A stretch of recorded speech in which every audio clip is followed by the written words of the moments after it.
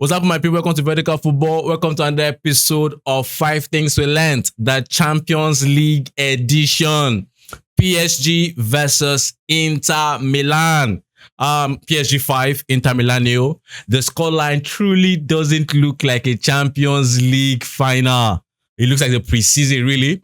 But guys, let's jump right into it. A lot of talking points, both on the good and the not so good side. So guys, let's jump right into it. The 5 things we learned in this game.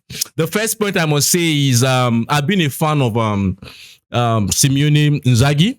I've said it a lot of times that I feel I like him as a person, the vibes he gives, and I like sometimes the way he sets up his team. And I feel I've always rated him as one of the, good coaches in the world of football. But I have to say today is a disgrace. I think Simone Inzaghi did not respect the Champions League final. Simone Inzaghi, did not respect the occasion in the sense of you don't set up your team the way he set up his team. I think I'm not surprised it got to 5-0 because I feel even before the second goal, after the first goal, and looking at the way Inter Milan set up, you already knew it was going to be a long night for them. I feel Inter Milan today was one of the most unprepared team I've seen in a Champions League final in a long while. It's not even about the fact that maybe you say they were outplayed. I don't feel they were outplayed. I just feel Inter did not even come to even do anything. There's nothing you will see in this game today to say maybe they even had a plan. There was no plan. I feel that's my first point. I feel it's a disgrace. If I was the owners or the board at Inter Milan, I think I would have to look closely at my agreement with Simone Inzaghi. With what I saw today, I won't be surprised if they let him go. I feel this is a disgrace on every level. Not just the scoreline, because I know people might look at it because it's 5-0. Even if the match has ended 2-0, I feel the way he set up his team, which I'm going to explain further, already you knew it was a disgrace. And it's just something that you knew that you set up your team in a way that even people watching it, people that understand football and watch it know that there's no way Inter was going to win that game. There was no way. So the second point, quickly, to dive into the tactical analysis, is first of all, this game was a game of spaces. In the sense of there are 3 major ways to win a Champions League final, or 3 major ways you can win a final. The first way is understand your strengths. If your strength is to attack. Make sure you attack and attack well. That's the first way to win the Champions League. The second way is, if your strength in relative to your opponent, if your strength is to defend, but make sure you defend well. Then thirdly, if your strength is both attacking and defending, do the two together. Now, in these 3 things I've said, PSG's model was attack and attack well. Your game with the likes of Vitinha, Fabio Ruiz, João Neves, is use those spaces and use them very well. That was the first plan. That's the plan 1, and which PSG did well. PSG did well. Inter Milan could not attack. They couldn't attack well, clearly. They couldn't defend, and they didn't defend well. Definitely, they can't even attack and defend. I feel the question I had just after 5 minutes into the Champions League final today was, what exactly is Inzaghi trying to do? Because clearly it showed that there was no plan. In the attacking phase of things, on the attacking transition against PSG, Inter looked to be 2-man down in terms of 2-man shots of propping up a good attack. In defense, Inter still also looks like a man or 2-man down in providing a solid defensive transition against PSG.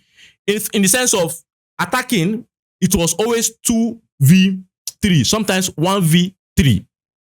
When Inter is attacking PSG on the transition, attacking transition. In the defensive transition, it was always 3v4.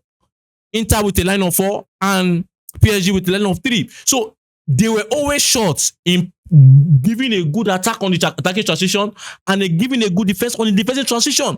So the reality is, let me also say this. You want to prop up your team. You play a 3-5-2 formation, and obviously you know you're not as good as on the ball as PSG. So there are certain things you don't do in the final when you know you're not as good as the ball on the ball against PSG. First thing you do is don't do a high press. And I saw Inzaghi doing a high press. I can understand PSG trying to do a high press because maybe they do a high press, try to win it in the opposition box. I get that. But you know you're not as good on the ball against a PSG side. And you're doing a high press. And you did a high press many times in this game that the moment the likes of Vitinha, João Neves, and Fabio Ruiz played out of your high press, Inter was fully open. It was crazy. At some point, it was in a high line towards the end of the second half, and you could see the chances that we were getting and the goals that were being piled up. What exactly is Simone Inzaghi doing in the Champions League final? This, to me, is an eyesore. This is a taboo in the world of football. And I feel the Inter Milan board or owner needs to look at what is going on currently. I feel it's a sacrilege as a bro code. Let me just say it the way they say it in Nigerian movies. This is an abomination. I feel a terrible abomination. And I don't know. It was terrible. The subs were also terrible. I don't know exactly what to do. So let me go to the positives, because I know I've said a lot about the negative in terms of Inter Milan, trying to analyze what they did and what they did not do wrong. But let me go to the third point, which I have to say is, I remember a few years ago, I said clearly that I'm a Manchester United fan, as you know, but I said clearly that if I was to be the Manchester United manager, as at that time, I think Ten Hag was the manager then, that I would go for Vitinha. I don't know how any football team would let such a player out of their grasp. Vitinha is a footballer in the original sense of a footballer. This guy is a massive footballer. This guy is everything I love to see in a midfielder. Everything I love to see. Today's game I was just watching. What is Vitinha doing with the ball? I feel this guy is just a marvel. This guy is amazing. I don't know, maybe many people have not taken note of him, but I believe a lot of football fans have taken note of him. But I feel this guy is arguably, in my opinion, in the role he plays, is easily top 3 in the world currently. I'm telling you, it's easily top 3 in the world. This guy is amazing. PSG, in my opinion, people might want to disagree. I said it again after they finish against Arsenal. I'm saying it today. I feel PSG has the best midfield in the world of football currently. Not just because they won the Champions League. Even when against Arsenal, I mentioned it, and I mentioned it again today. They have the best midfield. And I think that midfield, the midfield crown, even though I like Fabian Ruiz, but I have to say the midfield crown is clearly Vitinha. Vitinha is a marvel. This is a player that I wish my club had, and I advocated for him that he should come. But you know, when you have people that don't necessarily understand football in a football club, they let the likes of Vitinha go. And I want to say a big congratulations to Vitinha, a big congratulations to the PSG team, Dembele, Kvaratskhelia, Désiré Doué. These are fantastic players doing fantastic well. They played their game and they played their game well. They knew their plan they wanted to use to win the Champions League, and they did it well. I feel if you play this Champions League final for a week straight, if you keep replaying, you play 90 minutes, you stop it, you play it again 90 minutes, and you play for a week straight, Inter Milan will not win this final already, because these are not the kind of finals that you say a player made us lose. No, the system, the foundational system that they used to approach this final for Inter Milan was faulty to an end. No blame on any player. The foundation that they used, the system foundation for Inter Milan was terrible. We have to say it clearly, was terrible. And I feel it's an insult to us in the world of football when you give us a final where you are not prepared. It's better you allowed P. Barca to qualify. Inter Milan, you should allow me Barca qualify. Honestly, we can't be sitting here and watching rubbish. We would have had a better final if Barcelona and PSG played.